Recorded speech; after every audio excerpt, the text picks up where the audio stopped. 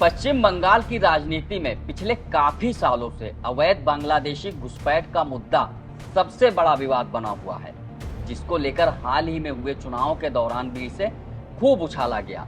भाजपा लगातार अपने चुनावी रैलियों में इस मुद्दे को उठाती रही और गृह मंत्री अमित शाह ने मैनिफेस्टो जारी करते हुए घुसपैठियों को देश से बाहर करने का वादा किया था।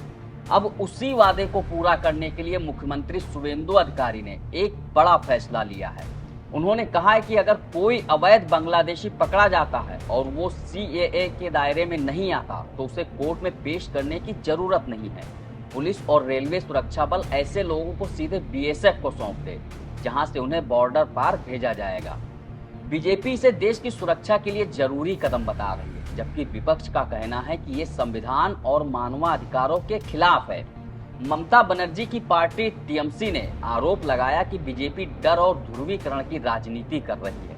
वहीं बीजेपी का दावा है कि ये केंद्रीय गृह मंत्री अमित शाह की डिटेक्ट, डिलीट एंड डिपोर्ट नीति का हिस्सा है। नमस्कार, मेरा नाम है शैलेंद्र और आप देख रहे हैं बकही चौक।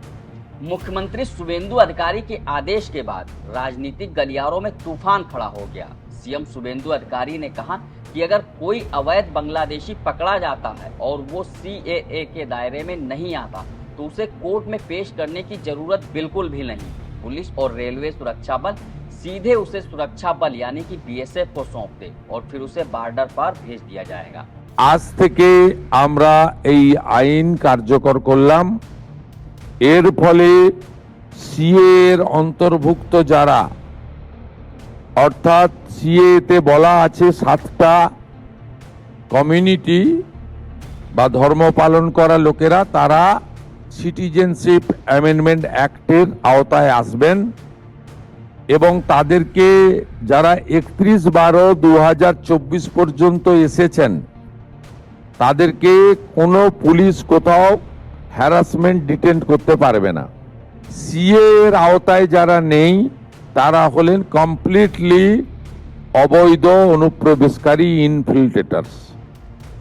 তাদেরকে সরাসরি রাজ্য পুলিশ গ্রেপ্তার করবে এবং ডিটেন করবে এবং হ্যান্ডওভার করবে BSF এর হাতে এবং BSF তারা BDR এর সঙ্গে কথা বলে তাদেরকে ডিপোর্ট করার ব্যবস্থা করবে, অর্থাৎ ডিটেক্ট, ডিলিট, এবারে ডিপোর্ট।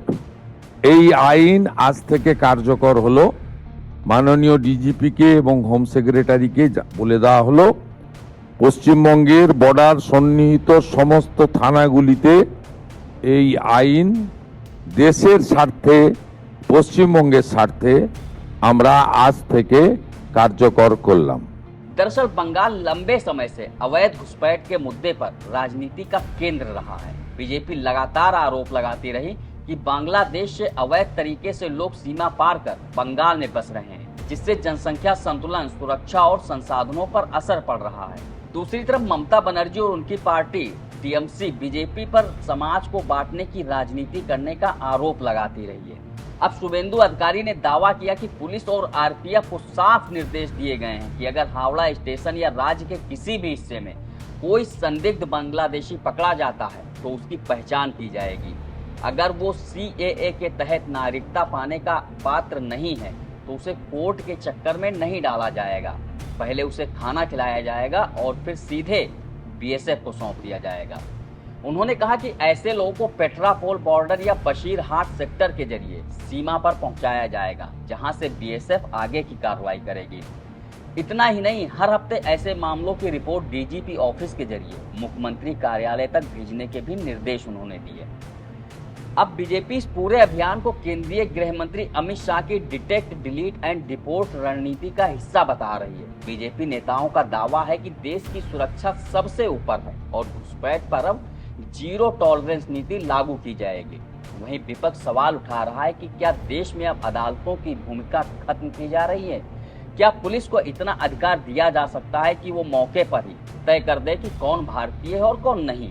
ये विवाद इसलिए भी और बड़ा हो गया क्योंकि पड़ोसी राज्य असम में भी कुछ ऐसा ही मॉडल अपनाया जा रहा है। असम के मुख्यमंत्री हिमंता बिस्व शर्मा पहले ही कह चुके हैं कि विदेशी घोषित किए गए लोगों को डिटेंशन सेंटर में रखने के बजाय सीधे पुशबैक किया जाएगा। असम में इस नीति को लेकर अदालतों में कई याचिकाएं दाखिल की गई हैं। दूसरी तरफ टीएमसी इस पूरे अभियान को डर और ध्रुवीकरण की राजनीति बता रही है। पार्टी नेताओं का कहना है कि बीजेपी बंगाल को असम मॉडल पर चलाना चाहती है, जहां लोगों की नागरिकता पर सवाल खड़े करके माहौल बनाया गया। इस वीडियो में फिलहाल इतना ही। बाकी देश दुनिया की तमाम बड़ी खबरों के लिए देखते रहिए बतकही चौक। नमस्कार। New Public Inter College Lucknow. Admission open. For more information, call 0522 282232 or 7755 089585.